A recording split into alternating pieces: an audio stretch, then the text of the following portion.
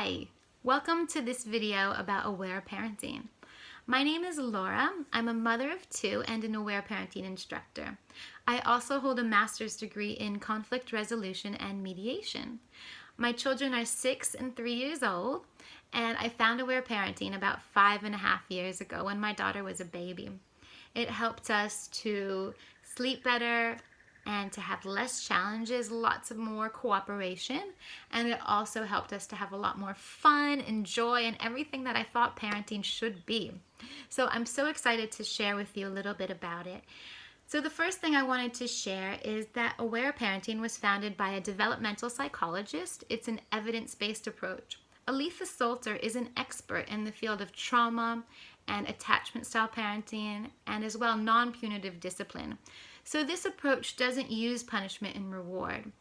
Rather, it looks at the emotions that are behind the actions. So if we find that our child is not cooperating, then there might be emotions going on which is preventing him or her from cooperating. So I'll get more into that afterwards. First, I'd like to share a little more about Aletha Solter, the founder of the approach. She wrote her first book, The Aware Baby, in the early 1980s. She's also written 4 more books, which have been translated into dozens of languages, and this approach is revolutionizing the way that we raise our children. She founded it based on what she experienced with her son. So when her son was a baby, she was so into attachment style parenting. And this approach is all about attachment, but it also takes it a step further by also looking at emotions. So she loved attachment style parenting, staying close with her child, breastfeeding, all those other wonderful components of the approach. But she wanted to also have a better quality sleep. So she found that when her child and baby at the time would have a big cry and stay connected with her, so crying in arms or staying close by and crying, then he would be relaxed and free of emotions and fall asleep easier and have a better quality sleep.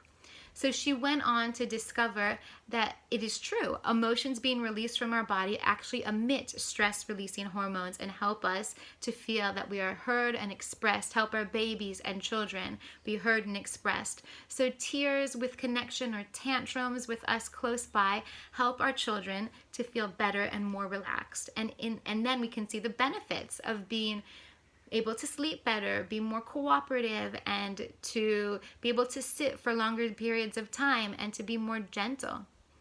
So I also found this approach to be so useful because when my child was little, I didn't understand. I didn't know what was behind the cries and tears. I thought that it was always a cry for a need. For example, I would feed my daughter, but I just kept feeding her every time she cried. And then I would check and maybe see if she wanted to go for a walk every time she cried, or I would change her nappy every time she cried. But then I discovered that if needs had been met and she wasn't unwell, didn't need to go to the doctor, then crying might be needing to come out.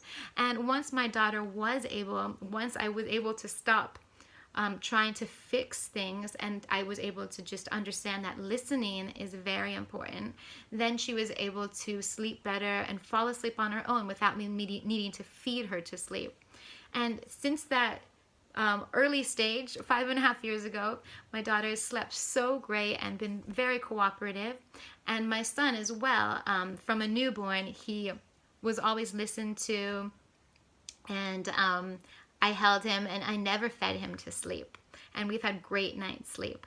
Now the approach isn't just like a one-time thing. I mean, every day there could be certain stress or little things that come up, and so our children will always be needing, to have potentially a cry with connection or a tantrum, or they might also need to be connected with us and play together. So the approach looks at crying and tears, and in addition, it looks at play and laughter. So therapeutic play, Aletha Solter has called it the attachment play, or there's 9 types of attachment play, but any kind of like play and connection can help our children process emotions, process experiences. Maybe there's been some stress or trauma. Maybe even the child has the birthing experience has been traumatic for the mom and for the baby. So crying and laughter are both wonderful ways to help our children feel better, be more relaxed, and be more connected with us. And then we can have more time for joy and fun. This is a revolutionary approach, and I'm so excited that you're listening, and it's been transforming lives as it did for mine, and I hope that it does the same for yours. Thanks so much. Have a great day. See you at the next video. Bye.